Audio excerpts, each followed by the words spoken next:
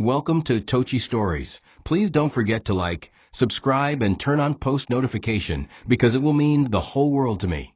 Now let's get right into the story. Brace yourself. The night was cold, and the sound of rain dripping through the holes in the zinc roof was constant, like a sad lullaby only poverty could compose. Nkechi pushed open the wooden door to their small one-room apartment, her body soaked from the knees down, her slippers muddy, her feet sore. A cracked kerosene lantern gave the room a dull, trembling glow. Her mother, Mama Ada, sat cross-legged beside a blackened charcoal stove, blowing weakly into it to keep the fire alive. A rusty pot of Gary water was all they had to cook that night. Nkechi's hands trembled as she dropped her wet nylon bag beside the bed and wiped her forehead. "Mama, why didn't you wait? I told you I would get something from the shop," she said gently. Her mother looked up, her eyes sunken but filled with unshakable warmth.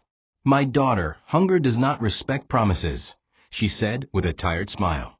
Behind her, a bucket caught the rain leaking from the ceiling, each drop echoing the rhythm of their hardship. In those quiet moments, Nkechi often remembered how her mother came to this life of lack. Mama Ada was once the daughter of the feared and wealthy lady Josephine MBA, a name now lost to time in this part of the world. But love, true and foolish, had made her walk away from that empire. She had fallen for a kind bricklayer, a man who never had more than dust in his hands, but gave her more joy than the marble walls of her mother's estate ever did. Their love burned bright but short-lived. A road accident snatched him too soon. Ada was disowned, disgraced, and erased from her family's history. She was forced to raise Nkechi in silence, never speaking of her past, only teaching her daughter to live with dignity in the present. The struggle, though relentless, shaped Nkechi into a woman of quiet strength. But strength didn't pay rent or fill empty bellies. That night, as Nkechi laid beside her mother under their shared wrapper, the ceiling still dripping, she silently prayed, not for riches, but for relief. Every sound around them reminded Nkechi of what they had lost, or perhaps never truly had. The neighbors argued about stolen water in the next room, a baby cried 2 doors down, and a rat scurried across the concrete floor. Nkechi clutched her pillow, stiff with overuse, and turned to look at her mother's back. The woman who gave up everything for love had nothing left, no husband, no inheritance, no rest. Nkechi wanted to scream at the world for being so unfair to her. Instead, she whispered into the darkness, "One day, Mama, just one day." It was not a promise of revenge or wealth, but of dignity, to return everything her mother was robbed of, not with hatred, but with grace. Unknown to her, the path to that day had already begun, quietly, painfully, and far from the place she now called home. Nkechi first met Beao on a crowded bus returning from a job interview. His shirt was stained with sweat, and his shoes had more dust than polish, but his voice held the confidence of a man who had seen wealth in dreams. "You look like someone who reads books about success," he had said with a smile, trying to initiate conversation.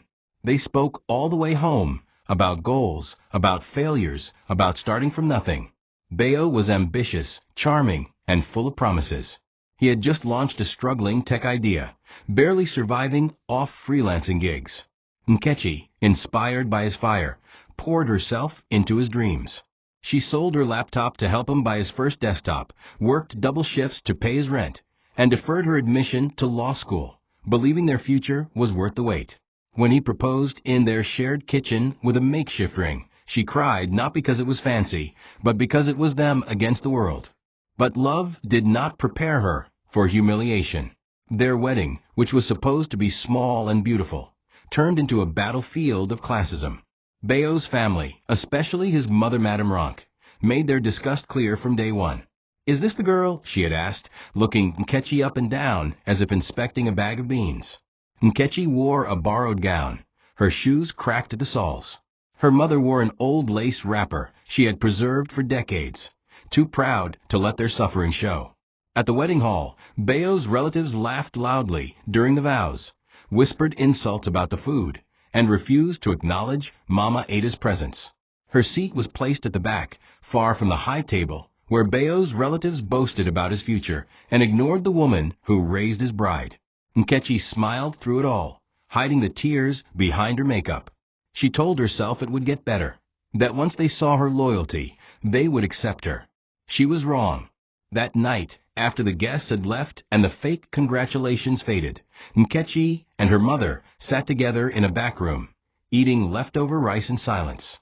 Her mother held her hand tightly and said, "You are married now, but never forget who you are." Nkechi nodded, not fully understanding the weight of those words. She was still blinded by love, still clinging to the dream of building a home with a man who once had nothing. She had no idea that the very thing she gave up her future for would one day turn against her. No idea that Beo's ambition, once noble, would soon demand sacrifices from her soul. That wedding wasn't a celebration, it was a silent warning. And Nkechi, like many women who loved blindly, ignored it. As Beo's small tech business began to grow, so did his pride. He now wore suits and sat in cafes with investors who used words Nkechi didn't fully understand. She remained supportive, ironing his clothes, preparing his pitch meals, praying through his panic attacks. But with each passing success, his gaze shifted. He no longer introduced her as his wife with pride. Instead, he would say, "She's managing the house," as if her sacrifices were invisible. His mother, now flaunting Beo's rising status, began to host parties and invite society women who never looked Nkechi in the eye. Madame Ronk became ruthless, criticizing everything from Nkechi's accent to the way she greeted elders. At family gatherings, Nkechi was made to sit in the kitchen with the help while her husband entertained the elite. It wasn't just her. Her mother, too, bore the shame. Mama Ada, who once taught her to stand tall, began to walk with her head lowered. At a naming ceremony, Beo's uncle jokingly said, "Your daughter is lucky we married her.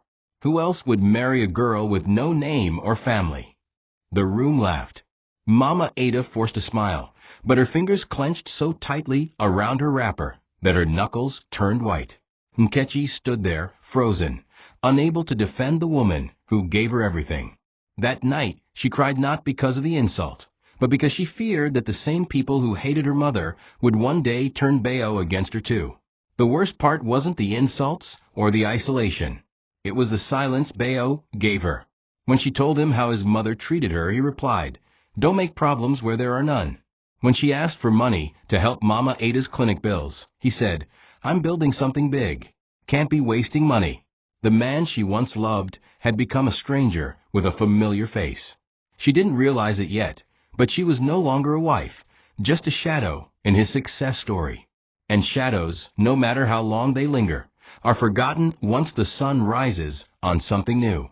The shift from silence to violence in Beao was not sudden. It was gradual, like a storm that starts with innocent clouds. Nkechi had grown used to his absence at night, the smell of foreign perfumes on his shirts, and the way he laughed at his phone when he thought she wasn't watching. At first, she convinced herself it was work. But work didn't explain the hidden credit card bills, the unexplained hotel reservations, or the flirtatious messages she glimpsed when he left his phone unattended. Still, Nkechi stayed.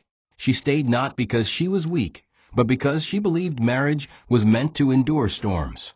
Her mother had taught her that love sometimes wore scars, and Nkechi, like her mother before her, was willing to bleed for peace.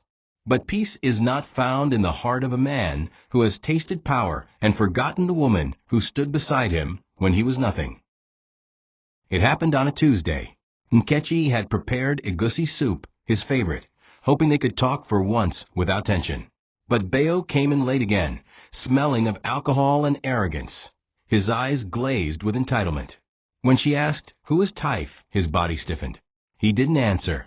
Instead, he walked past her, tossed his jacket on the sofa, and poured himself a drink. Nkechi pressed further, holding his wrist, begging with tears to know the truth. That was when the slap came, hard, sudden, and cold. The sound echoed through the room, like thunder striking a dry tree. She staggered backward, her hand on her cheek, too shocked to cry. Beao didn't even apologize. "Don't you ever touch me like that again," he growled. And with that, he walked into the bedroom and slammed the door. Nkechi stood in that sitting room, hands trembling, knees weak, wondering how love could rot so completely. The man she once called her best friend had become a stranger with blood on his hands and pride in his chest. After that night, the slap became a silence between them, a symbol of all the things they would never say again. Beao no longer pretended to care. He went out at will, returned when he liked, and ignored her completely. Nkechi, broken but not destroyed, cleaned that house like it mattered, cooked his meals like they'd be eaten, and cared for her mother like nothing had changed. But inside her, something had begun to shift. The woman who once begged for his attention was slowly dying, and in her place, a quieter, stronger version of herself was forming. She no longer asked where he went or who he was with. She no longer begged for his warmth. She simply waited, not for his love to return, but for the pain to teach her what survival meant.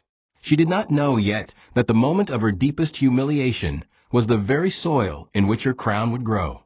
The invitation came with gold foil lettering and a seal that looked like royalty. Annual Gala, honoring innovation and the woman behind the vision. Nkechi read it twice, unsure whether to cry or laugh. She had watched Beao pour all his energy into his company, from late-night programming to endless investor meetings, and she had been there every step of the way. She had proofread his proposals, cooked for his staff when they couldn't afford food, and even pawned her late father's wristwatch to buy a company printer. So when she saw that title, The Woman Behind the Vision, she assumed it was her. Despite the cracks in their marriage, she still hoped this public event would serve as a reminder of what they once shared. She borrowed a simple gown from a neighbor and used her last money to braid her hair. Her mother, still recovering from malaria, wished her well with tears in her eyes. The gala was a castle of lights, chandeliers, and rich voices. Nkechi arrived early and sat in a corner, unnoticed. Waiters walked past her, never offering champagne. Beao arrived 2 hours later, dressed in a suit that probably cost more than everything she owned. But he wasn't alone. Clinging to his arm was a woman in a backless red gown, flawless makeup, glossy skin, and a smile trained for cameras. Her name was Taif, and she was not there as a friend. As Beao took the stage to deliver his speech, Nkechi's hands clutched her dress tightly. "I want to thank the one who stood by me through every storm," he said, his voice warm. "Taif, you are the light behind my success." The crowd applauded. Cameras flashed. Taif blew him a kiss, and Nkechi disappeared inside herself. She didn't faint. She didn't scream. She simply stood, gathered what was left of her pride, and walked out of the hall unnoticed. She was not a wife anymore. She was history. 2 days later, divorce papers arrived. No explanation, no conversation, just the cold ink of rejection. Beao's lawyers even demanded she vacate the apartment in 30 days. Nkechi sat on the floor of their home, the same home she once prayed for, surrounded by silence. Her mother tried to comfort her, but nothing could undo what had been done. She had given this man her life, her dreams, and her future, and he discarded her like expired bread. That night, Mama Ada collapsed while trying to sweep the compound, her blood pressure spiking from the stress. As neighbors rushed her to a nearby clinic, Nkechi realized something horrifying. She had nothing left. No love, no home, no money, and soon no mother. But even as the world tried to bury her, something deep inside whispered, "Rise." The journey back to their village was a funeral procession without a coffin. Nkechi and her mother returned not as women visiting family, but as shadows crawling back to a forgotten past. Their small village, Mbano, welcomed them with whispers and judgmental stares. The compound they moved into belonged to Mama Ada's late husband's brother, who grudgingly allowed them to use one broken room and a tiny kitchen built from rusted zinc. Nkechi began selling akara by the roadside, waking at 4 a.m. to soak beans and grind them manually. She fetched firewood from the bushes, bruised her palms, and cooked under the morning sun as cars sped past without slowing. Sometimes school children mocked her. Sometimes women who knew her from Lagos would chuckle and whisper, "See her, the madam has fallen." But Nkechi never responded. She fried her akara with the same grace she once wore to weddings, Because survival is not about pride. It's about purpose. Her mother's health worsened with each week. The malaria returned, joined by joint pain and persistent coughing. They couldn't afford a proper hospital, so Nkechi took to boiling herbs and praying at night. She sold firewood in the evenings and fetched water for elderly neighbors just to make extra money. Her clothes grew faded, her hands hard like stone. But her spirit burned quietly like embers refusing to die. Each time she saw her mother writhing on their bamboo bed, Nkechi would whisper to God, "Just give me away. I'm not asking for riches. I just want to take care of her." But heaven remained silent. The days were long. The food was barely enough. And still she endured. One particular afternoon, as she sat under a tree counting her earnings, an expensive black car pulled up beside her stand. The window rolled down to reveal a man in a tailored suit. He called her name. She frowned, unsure who he was. "I'm from Lagos," he said, handing her a sealed envelope. "You've been requested." Before she could ask by whom, he was gone. The envelope smelled of old perfume and wealth. Her hands shook as she read the contents. It was a formal summons from the legal representatives of Lady Josephine Beao. The letter requested her appearance for a matter of legacy and inheritance. Nkechi dropped the paper like it burned her fingers. Behind her, Mama Ada slowly stepped out of the house. When she saw the letter in Nkechi's hands, she didn't speak. She simply dropped to her knees, covered her face, and wept uncontrollably. The wind that day was strangely warm, as though carrying a message from the past. After the strange man left, Nkechi sat frozen under the mango tree, her akara stand forgotten, her hands trembling. The envelope weighed heavier than anything she had ever held. She stared at her name typed in sharp black letters, the signature of a Lagos law firm at the bottom, and the seal of something old and dignified, Lady Josephine Beao. It was a name she had never heard from her mother's lips, yet one that felt too heavy with familiarity. As her eyes slowly scanned the words again, she realized that her presence was urgently requested regarding family matters and legacy rights. Those words didn't feel like they belonged in her life. Her life was grease, firewood smoke, unpaid hospital bills, and counting coins at the market. But now, something was knocking, something powerful and terrifying. Inside their room, Mama Ada sat silently on the bamboo bed, staring at the wall like a statue. Nkechi entered slowly and knelt beside her, the letter clutched tightly. "Mama," she said softly, "do you know her? This Lady Josephine." The moment her mother's eyes met hers, something broke, something that had been welded shut for decades. Mama Ada didn't answer with words. Instead, her lips quivered and tears rolled down her cheeks. She reached for Nkechi's hands, gripping them tightly. "She is my mother," she finally whispered. Nkechi recoiled, the words hitting her like thunder on dry land. "Your mother," she echoed. "But you told me you had no family. You told me they all died." Mama Ada looked away in shame. "She died to me the day I chose love over gold. And now she wants to rise from her grave with letters and legacies. But I've buried that life, Nkechi. Don't dig it up." But Nkechi couldn't ignore it. That night, while her mother slept restlessly, she sat outside staring at the stars.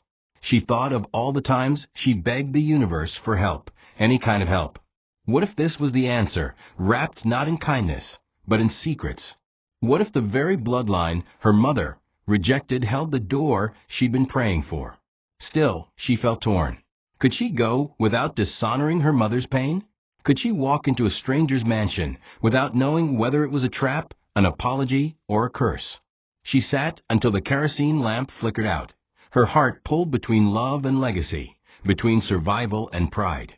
The stars above sparkled like 1,000 silent witnesses, offering no answers, only the eerie reminder that sometimes history doesn't stay buried forever. It finds its way back, wrapped in envelopes, and sealed with names that once destroyed everything. The next morning was colder than usual. Mama Ada barely touched her food. Nkechi watched her mother's hand tremble as she held the cup of pap and knew the time for silence was over. She knelt again, not in desperation, but with quiet resolve. Mama, I need to know. Who is she? Why did she write me? Why now? For a long time, Ada said nothing. Then, with a deep sigh and eyes that seemed older than her years, she began to speak, slowly, deliberately, like peeling layers from a wound that never healed. Josephine MBA had once ruled the fashion industry across West Africa. She was regal, powerful, feared, and cold. Ada was her only child, her pride and investment. She had been groomed to marry into politics, to build alliances through bloodlines. But everything changed when she met Emeka, Nkechi's father, an honest man who built houses with his bare hands and believed in love more than titles. They married in secret, and when Josephine found out, she called Ada a disgrace. She offered her money to abort the child and erase the mistake. But Ada chose love, and was cast out with nothing. Nkechi sat in shock, her entire body chilled. You left that life for me, she whispered. Her mother nodded. I chose to raise you in hunger, but with peace. I didn't want you to grow up surrounded by bitterness and manipulation. I didn't want you to be her next project. But there was more. Ada had heard whispers over the years, of Josephine rising in wealth, of her empire expanding. Yet she never looked back. Not once. I wanted to believe she'd forget me, she added, voice cracking. That maybe her silence was mercy. Nkechi's heart broke in ways she never imagined. All the years she thought her mother was just poor and unlucky were really years of quiet war and exile. But one question still lingered in her heart. Why now? Why reach out after all these years? Her mother didn't know. Maybe she's dying, she said bitterly. Maybe she wants to rewrite her story before God writes his own.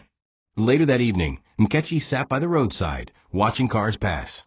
Her heart burned with a million emotions: rage, curiosity, sorrow. She could hear her mother coughing inside, weaker than yesterday. And then she made her decision. I'm going, she said aloud, even though no one was listening. I'm not going for her. I'm going for us. For you, Mama. She stood up and walked into their room. If she has anything left in this world that belongs to you, she whispered as she held her mother's hand, then I will go and get it. Her mother looked at her, defeated but proud. Then go, she said softly. But don't return a stranger. And don't let her turn you into who she used to be. With those words, the path was chosen. Nkechi didn't know what waited on the other side of that mansion door, but for once in her life, she wasn't afraid of power.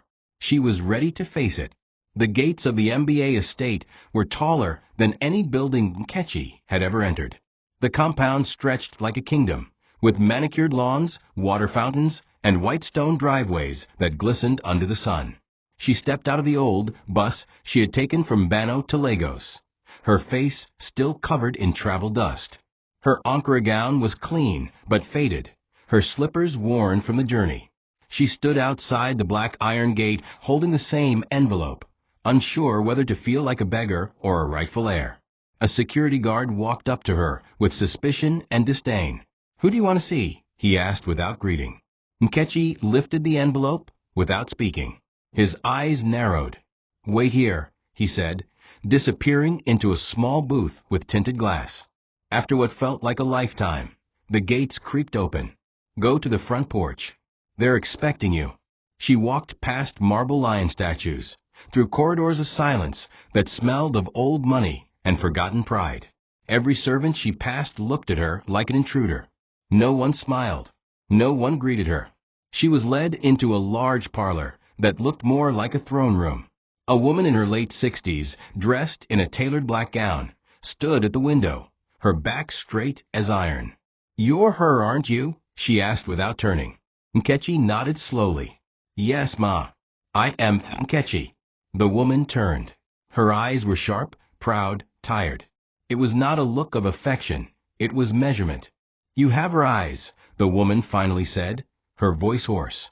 Your mother's defiance. I hated that in her. A man in a gray suit stepped forward. This is Madam's lawyer. You're not here for reunions, he said briskly. You're here for a process. A legacy is at stake, and we must confirm if you're worthy. Nkechi sat down, stiff, unsure of what this meant. The lawyer slid a folder toward her. Inside were documents outlining the terms of the estate, the expectations of the heir, and, most of all, a condition.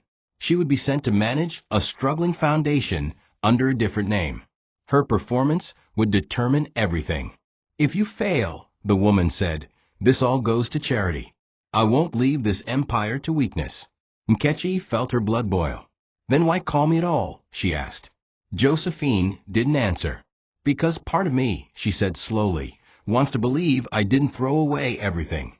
That sentence cut through the air like a blade. Nkechi stood slowly, picked up the folder, and said the words she hadn't even planned. You may have thrown away your daughter, but I'm not here to be rescued. I came to take back what was stolen. And with that, she left the room, not as a beggar, but as a storm rising quietly behind the gates of power. The assignment came with no fanfare, no chauffeur-driven car, and no silver-plated privilege. Nkechi was dropped off at the outskirts of Lagos, in a densely populated community, where gutters flowed like rivers and children played with tires instead of toys. She wore a plain name tag, Nkiru, instead of Nkechi, and was introduced as a new intern at the Hope Girls Foundation, a flailing non-profit managed by tired staff and forgotten dreams. No one knew who she really was. She was told her performance would be monitored quietly. No favoritism, no safety net, just work. Her first role was sweeping the compound and sorting expired sanitary pads from donations. It wasn't the kind of test she expected, but something inside her sparked. She had been here before, not in name, but in spirit. Poverty was no stranger to her. She rolled up her sleeves and began her work like a woman who wasn't afraid of dust. Days turned into weeks. Nkechi found purpose in the small things, repainting broken desks, organizing free workshops for teen mothers, and using her own stories to comfort girls who had been discarded by society. She earned their trust by listening, not lecturing. She spent nights revising program budgets and quietly covering medical bills for the sickest girls with the allowance she received. She didn't crave recognition, she craved results. The other staff at the center initially dismissed her as just another temporary worker, but they soon began to respect her. Her compassion was real. Her ideas worked. She proposed a reading corner for abandoned girls, partnered with local tailors to teach skills, and launched a community forum to speak against child marriage. The impact was so tangible that beneficiaries started calling her Auntie Light. But she never told them her real name. Not yet. She wanted to earn her future with the same hands that once fried akara for strangers. Unknown to her, Josephine's legal team had been watching every move. They sent anonymous evaluators and reports to the matriarch each week. One evening, Josephine sat on her grand balcony reading the latest update. The words made her hands tremble. She works from morning till night. She comforts the girls like she's one of them. She doesn't ask for anything. And most importantly, she inspires trust. For the first time in many years, Josephine closed the report with moist eyes.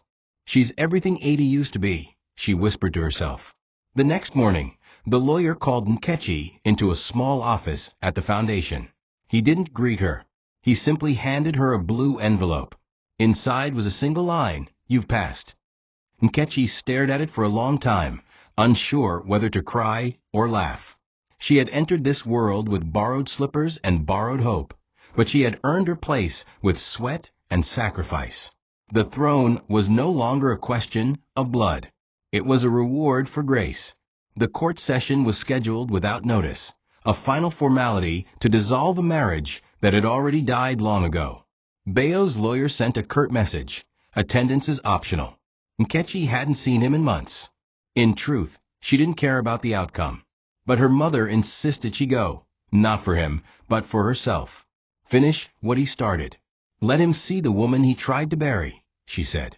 Nkechi borrowed a modest gown from a woman at the foundation and polished her only pair of low heels. Her hair was tied in a simple bun, her face clean of makeup. She didn't arrive in a car or with guards. She arrived as herself, dignified, humble, but unshaken. When she entered the courtroom, laughter rose from the corner where Beao's family sat.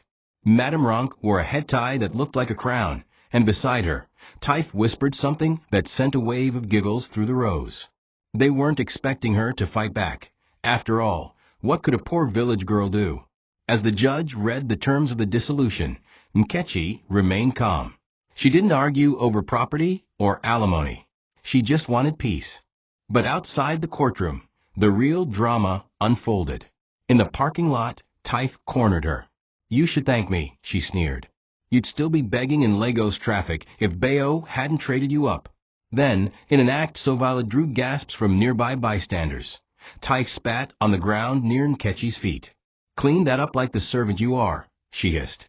For a moment, the old Nkechi, the one who once slept on a mat beside her mother, rose to the surface. But she did not retaliate. Instead, she pulled out a clean handkerchief, wiped her own shoe with elegance, and smiled. "Queens don't bow to noise," she said quietly, then walked away. What none of them knew was that a storm was coming. Her inheritance had not yet been revealed. The legal team had advised her to stay quiet until all documents were finalized. But the silence was her armor, and she wore it well. That night, Beao posted photos of his victory online, captions mocking bitter women who couldn't keep their men. The internet cheered him on, blind to the truth. Nkechi didn't respond. She sat on her balcony at the foundation quarters, writing letters of hope to the girls under her care. She believed that true power didn't scream. It whispered through actions. She wasn't done yet. Her name wasn't just Nkechi. It was MBA. And soon, the world would learn what that meant. It started with a whisper, just one social media post from a reliable Lagos blog. Breaking.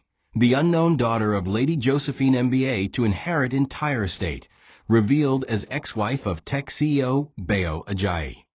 Within hours, it became a wildfire. Photos of Nkechi at the girls' foundation, screenshots from her court appearance, and blurry images from her wedding resurfaced. Suddenly, everyone wanted to know who she really was. Every radio station and news channel had a new headline, from frying Accra to controlling billions. Meet the woman Beao dumped days before her inheritance. Taif deletes all posts after inheritance news breaks. Social media turned Beao into a national joke. Memes flew like bullets. One popular one showed a crying emoji with the caption, "When you leave your wife for Slay Queen and her bloodline is old money." In their lavish dining room, Beao's mother fainted as the news played. Beao's father, a man who never once acknowledged Nkechi with respect, gripped his chest like he had seen a ghost. Beao himself was locked in his study, throwing things against the wall. It can't be. She was poor, he screamed. She had nothing. But the truth was undeniable. Videos from her recent community projects, statements from MBA Holdings, and an official announcement from Josephine MBA's legal team sealed it. Nkechi was not just an heiress. She was now the chair-in-waiting for an empire. That afternoon, paparazzi gathered outside Beao's house. Journalists asked, "Do you regret divorcing her?" He slammed the door in their faces. Taif, humiliated, packed her things and left the mansion that night, posting a cryptic message. "Even queens get played. I wish her well." Back at the foundation, Nkechi sat in her office as her phone buzzed nonstop. Brands wanted to partner. Dignitaries wanted interviews. Even her old classmates sent apology messages. But she ignored them all. She stood at the window, watching the children play in the compound below. She thought of her mother, of those cold nights in Beao, of the rain that dripped on their bed, and the nights she cried herself to sleep with swollen eyes. And now here she was, the same girl they laughed at, the same girl they spat on, the same girl who once sold Accra with fingers stained in smoke. Her crown had not come in gold, it came in grace. And her silence had spoken louder than Beao's lies ever could. She did not post a statement. She did not issue revenge. She simply wrote one note in her journal. God does not forget. Even when the world buries you, heaven sees the seed. The knock on the glass doors of the foundation office came just after noon, sharp and assertive. Nkechi was reviewing plans for a new health wing for single mothers when the secretary entered, her voice shaking. "Ma, there's someone here to see you." He says it's urgent. Before Nkechi could respond, the door opened behind the secretary, and there he stood, Beao, dressed in a charcoal designer suit that seemed to hang heavy on him now, like it didn't belong. His beard was unkempt, his eyes hollow, and the expensive cologne he once wore proudly now reeked of desperation. He removed his sunglasses slowly, revealing a man who hadn't slept in days. "Nkechi," he began, voice hoarse, "please, just give me a moment." The room fell into a hush. Her staff members paused, their eyes darting between them, unsure whether to intervene or observe the unfolding drama of poetic justice. Nkechi didn't speak. She simply closed the file in her hands and looked at him like a stranger who had walked into the wrong building. "I have nothing to say to you, Beao," she said calmly. But Beao wasn't ready to let go. He knelt, yes, knelt, before her in his fine suit, the marble floor hard beneath his knees. "I was wrong," he whispered. "I lost everything. TIFE is gone. Investors are pulling out. The press, they won't stop mocking me. But it's not even the shame. It's the realization. I threw away gold, Nkechi. I didn't see your worth until the whole world saw it before me." A few gasps echoed in the hallway. Staff peered through the glass. Beao grabbed the hem of her gown like a desperate child reaching for a mother. "Please forgive me. Come back. Let's fix it." His tears, once a source of power to manipulate her, now fell like rain hitting a closed door. He didn't know that door had been sealed long ago. Nkechi slowly rose from her chair. She stepped away from him, gently removing his hands from her gown. Her voice, clear and steady, carried the weight of every tear she had once swallowed in silence. "You said I was nothing. You watched your family mock me and said nothing. You broke my heart and celebrated my pain. And now that you've seen who I really am, not through wealth, but through purpose, you come crawling." She stepped closer, just enough for him to feel the distance between them. "The queen you threw away built her own palace," she whispered, then turned to her staff. "Escort him out respectfully." As Beao was led away, eyes downcast, a young girl from the foundation held Nkechi's hand and whispered, "Auntie Light, you're our miracle." In that moment, Nkechi didn't need revenge. She didn't need to scream. Her grace had done what no insult could. It had silenced pride and made the arrogant man weep. 2 weeks later, Nkechi stood at a podium under bright lights, her Ankara gown modest but regal. It was her first public address since the revelation of her inheritance. The Global Women's Summit had invited her as their keynote speaker, not because of the fortune attached to her name, but because of the foundation she had built from humility and service. International figures, political leaders, CEOs, and media houses all filled the grand auditorium, waiting to hear what the woman once labeled the discarded wife had to say. As the crowd quieted, Nkechi looked over the sea of faces, each one representing a system that once crushed women like her, quiet, loyal, and unseen. Then she began, not with a greeting, but with a truth. "I was raised by a woman the world cast out," she said, her voice firm but gentle. "She taught me that dignity isn't inherited, it's chosen. That worth isn't defined by the name behind you, but the sacrifices ahead of you. I was told I didn't belong in certain rooms, certain circles, that I was too ordinary to matter. But what they didn't know was that greatness isn't loud. It doesn't always wear gold or speak English with flair. Sometimes greatness sells Acra on the roadside while nursing a sick mother. Sometimes it's the silence after betrayal that becomes the loudest message of all." A standing ovation followed, but Nkechi wasn't done. She continued, sharing her story not with bitterness, but with vision. How women like her weren't looking for pity, but platforms. Not revenge, but restoration. By the time she left the stage, her name had shifted from a trending headline to a beacon of hope. Top donors pledged funds to her foundation. Universities requested her as a guest lecturer. The president's wife invited her for a private audience. But in the midst of it all, Nkechi remained grounded. She returned to her modest quarters that night, removed her shoes, and sat barefoot on her balcony, staring at the stars. Her phone buzzed again, messages from sponsors, celebrities, even a fashion brand requesting to style her. But she ignored them all. Her mind was with her mother, with the wrinkled hands that once scraped beans before sunrise, with the quiet prayers whispered over burning firewood. That night, as Lagos City glittered with offers and wealth at her feet, Nkechi bowed her head and whispered, "Thank you, Mama. I will never forget." Because even when power listens, it is love that teaches what to say. Nkechi waited for her mother's birthday to come before writing the letter. She wanted the timing to speak just as loudly as the words. She sat on her foundation office floor, surrounded by old photographs and memories. Her mother as a young woman, her father with bricklayered hands and a crooked smile, and herself as a child in torn sandals, clutching a cup of soaked Gary. The letter wasn't for the public. It wasn't part of a speech or social media campaign. It was simply for one woman, the woman who had lost everything but chose love over pride. Nkechi began with trembling hands, tears falling as her pen moved across the paper.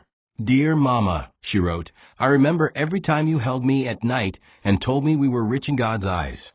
I didn't understand then, but now I do. You gave up the world to raise me with grace. You never cursed the grandmother who exiled you. You never once told me I was a mistake. Instead, you made me believe I was a miracle.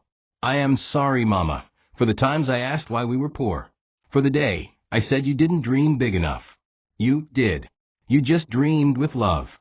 You were the first queen I ever knew. I know I broke your heart by going to meet her. But I want you to know, I didn't go to find riches. I went to reclaim what you buried. Not for pride, but for justice." She stopped, sobbing into her hands. The final lines were the hardest. "I've seen the mansion now, Mama. I've seen her eyes, my eyes. I've seen how power can make a woman cold. But I've also seen what it means to choose warmth instead. I will carry both legacies, yours and hers. I will rewrite the MBA name with humility and light. I will not become her. I will not forget you. And when this world tries to crown me with gold, I will remember your crown of sweat and prayer. Thank you, Mama, for not killing me when they told you to, for holding me instead. I owe you my name, my life, my victory. Happy birthday, my queen." Nkechi folded the letter slowly and placed it inside a hand-sewn envelope. The next morning, she placed it at her mother's bedside with a single rose. Mama Ada read it in silence, her tears falling freely. And for the first time in many years, she smiled, not the smile of survival, but of healing. The kind of smile that knows everything was not in vain. Nkechi walked into the MBA estate with a different posture this time. She wasn't the girl with worn slippers and unanswered questions. She had grown. She had earned her name, not by bloodline, but by service, by pain, by endurance. The butlers, who once sneered at her, bowed slightly now, their faces unsure. The lawyer, Mr. Ease, met her at the entrance and nodded respectfully. "She's been waiting," he said. He didn't need to explain who. Lady Josephine was no longer the woman in control of a billion-naira empire. She was a frail figure surrounded by glass tubes and machines that beeped like ticking time bombs. When Nkechi entered the grand bedroom, it was like stepping into the past and the future all at once. There lay the woman whose silence had sentenced her mother to poverty. There lay the reason her childhood was filled with hunger instead of holidays. And yet she didn't feel hatred. What she felt was more complicated. It was a mix of sorrow, anger, and an ache for something she never had. Josephine looked smaller than she had before. The oxygen mask moved with each breath she fought to take. Her once imposing eyes had sunken but were still piercing. When she saw Nkechi, she made a weak gesture, an invitation to sit beside her. Nkechi obeyed, lowering herself into the golden chair next to the bed. "Why?" she asked softly. "Why now? Why me?" Josephine removed the mask slowly, her voice fragile but deliberate. "Because I've spent my life chasing control, and I lost everything worth keeping." She coughed, then continued. "Your mother, Ada, was the only thing I ever created that was truly beautiful. But I couldn't see it then. I was too proud, too scared that love would make her weak. And then I saw you. I saw the strength I buried when I buried her name." Tears gathered in her eyes. But they didn't fall. Josephine MBA was not used to being vulnerable, even on her deathbed. For a long moment, neither woman spoke. The silence wasn't awkward, it was sacred. Finally, Nkechi reached for her hand. It was cold, thin, yet still steady. "You could have changed everything, Ma," she said quietly. "You had the power to stop our suffering, to fix what you broke." Josephine nodded slowly. "I know. That's why I'm not asking for forgiveness. I'm asking for understanding." Her eyes drifted to the ceiling. "Don't become me, Nkechi. Don't let the empire consume your heart. Build it. Use it. But don't let it define your worth. Let your mother's blood guide you, not mine." The room felt heavy with truth. For the first time, the two women sat not as rivals or victims of history, but as wounded legacies trying to heal what time had scattered. Nkechi stood, her hand still wrapped around Josephine's. "I'm not here to rewrite your story," she said softly. "I'm here to write mine and Mama's." And with that, she left the room, stronger than she had ever felt before. The morning of the reunion felt like a slow, trembling sunrise, one that carried more than just light. Mama Ada had not spoken much since receiving the letter from Nkechi. She read it every day, folded it carefully, and tucked it beneath her pillow like a secret prayer. When Nkechi gently mentioned that Lady Josephine was on her deathbed and had asked to see her, her mother said nothing. Not yes, not no, just silence. Days passed, until one quiet evening, without any prompting, Mama Ada bathed slowly, wrapped herself in the same faded wrapper she had worn on her wedding day, and told Nkechi, "Let's go." There were no dramatic goodbyes or rehearsed speeches, just a tired woman, finally ready to look at the past she had spent her life running from. As they drove to the estate in the soft hum of a black sedan, Nkechi held her mother's hand and said nothing. Some journeys don't need words, just courage. When they entered the room, Josephine stirred at the sound of the door. Her eyes widened slightly as her daughter walked in. Ada stood at the foot of the bed for a moment, her chest rising with the weight of 40 years of silence. She looked older than Josephine remembered, but still beautiful, still dignified, still unmistakably hers. "You haven't changed," Josephine rasped. "You have," Ada replied, her voice calm. Then, without warning, she stepped forward, sat beside her mother, and took her hand. Josephine tried to speak, but her throat cracked. Ada reached into her purse and brought out an old, yellowing photograph, one of herself as a child, held by Josephine in front of the original MBA mansion. "I kept this," she said. "Even when I hated you, I kept this." The two women stared at it for a long time, and in that photograph 1,000 words were buried. Love, regret, pride, rebellion, motherhood. The apology came not through words, but through touch. Josephine squeezed Ada's hand with all the strength her dying body had. "You gave me the one thing I could never give you," she whispered, "love." For the first time since she had been cast out, Ada cried, not the cry of pain, but of release. It was not forgiveness she offered, it was freedom. A closing of a wound too old to sew shut, but too sacred to leave open. Nkechi stood by the doorway, tears flowing down her cheeks, watching 2 generations of women rediscover each other in their final hour. That evening, Josephine slept peacefully. Her breathing slowed. Her lips moved silently in prayer. And in the early hours of the morning, with Ada holding one hand and Nkechi holding the other, Lady Josephine MBA, fashion icon, empire builder, flawed mother, took her final breath. But this time, she didn't leave behind an inheritance of silence. She left behind the beginning of peace. The grand hall of MBA Holdings was packed. Executives, relatives, board members, and former doubters filled the marble-clad room, eager to witness the final reading of Lady Josephine's will. The air buzzed with tension, as many believed the estate would be divided among powerful business partners or distant relatives with political sway. Rumors had spread quickly since Josephine's death, but no one had concrete answers. Beao's mother, Madame Ronk, sat in the back row with a tight smile, whispering confidently to her cousin. "They may give that girl something small out of pity," she scoffed. Beao, still avoiding the press, entered quietly through a side door and sat with a hood covering his head, embarrassed to even be seen. They all thought they were attending a coronation of someone else. They were wrong. Mr. Ease, the family lawyer, stepped to the podium with practiced authority. He cleared his throat and read the final words of Josephine's testament. I, Lady Josephine Igioma MBA, being of sound mind, declare that my entire estate, properties, holdings, accounts, brand rights, and intellectual assets, be left solely to Nkechi Adeobi MBA, daughter of Ada MBA, my only biological grandchild and rightful heir to the MBA legacy. A stunned silence filled the room. Then murmurs. Then outrage. Someone gasped audibly. Madame Ronk clutched her chest. What? That village girl? That, she stuttered, but her voice faded under the weight of the moment. Beao's eyes widened as he sat motionless, the reality crashing down like a collapsing tower. The woman he had once mocked for not owning a pair of heels now owned a fashion empire that dwarfed his failed tech company. Security was tight. No disruptions were allowed. Nkechi walked into the room after the will was read, dressed not in gold or designer labels, but in a perfectly fitted Ankara gown, a tribute to her mother's resilience and her own identity. She didn't wave. She didn't gloat.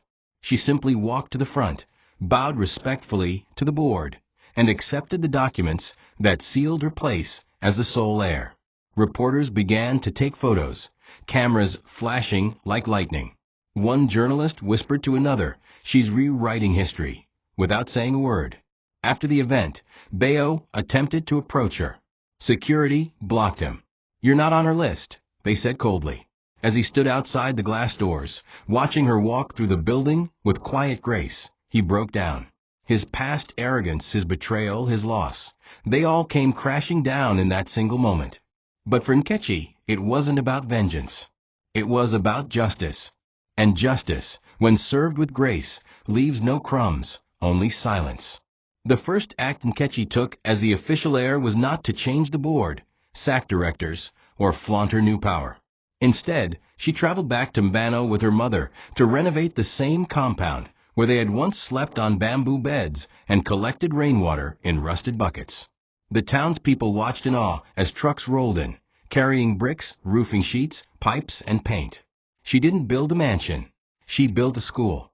A small but dignified structure beside their old home, with 5 classrooms, solar panels, and a garden named after her father, Emeka's Garden of Dreams. Children who once had no hope now had free uniforms, books, and teachers.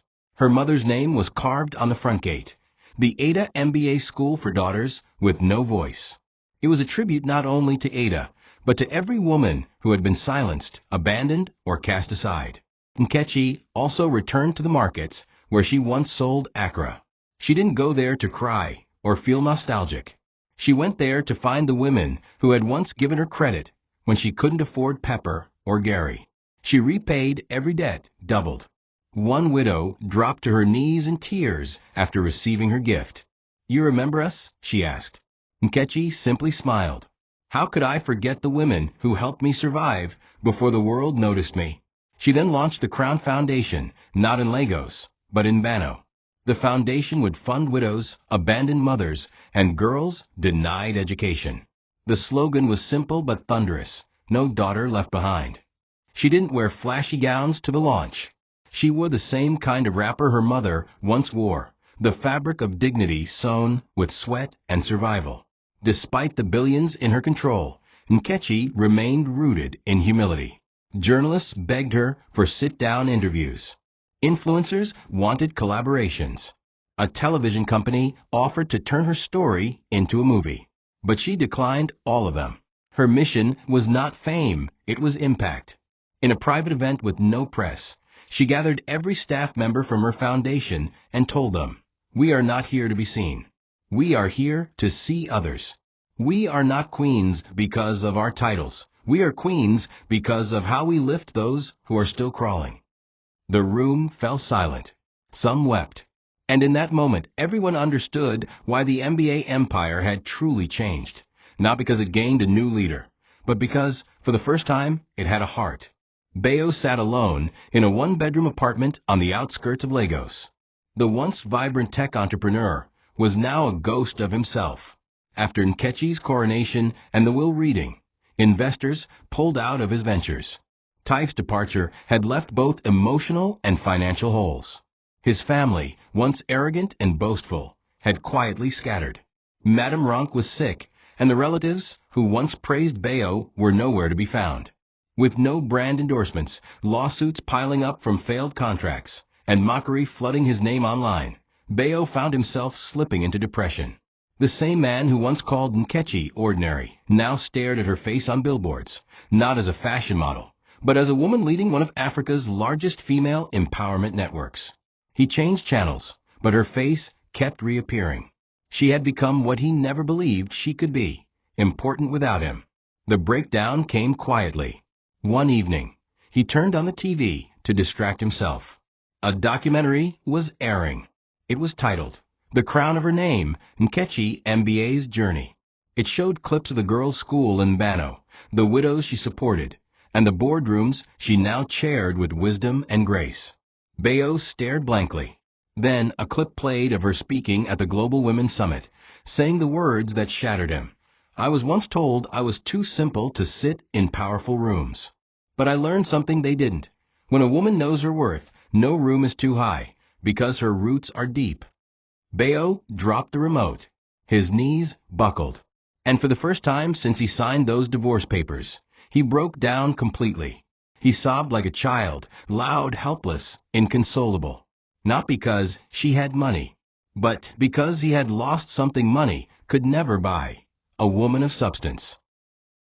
Across the city, Nkechi stood on a balcony overlooking a quiet evening sky. Her mother sat beside her, knitting as the sun slowly dipped behind the clouds. They didn't talk about Beao anymore. There was no need. Some ghosts don't deserve conversation, just closure. Nkechi didn't live for revenge, but she knew justice had been served. Gracefully, silently, completely. Her name, once mocked, now stood for strength.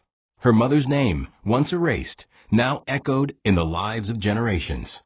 And her daughter, yes, Nkechi was now expecting her first child, would never have to beg for a seat at the table. The story had come full circle. Not with noise, not with fireworks, but with quiet redemption. As her mother leaned against her shoulder and whispered, "I'm proud of you," Nkechi closed her eyes and smiled. Not because the battle was over, but because she had won it without ever losing herself. Thank you for watching this video. What did you learn from this story? Drop it in the comments. Please make sure you like, comment, and subscribe to my YouTube channel TOCHI Stories for more.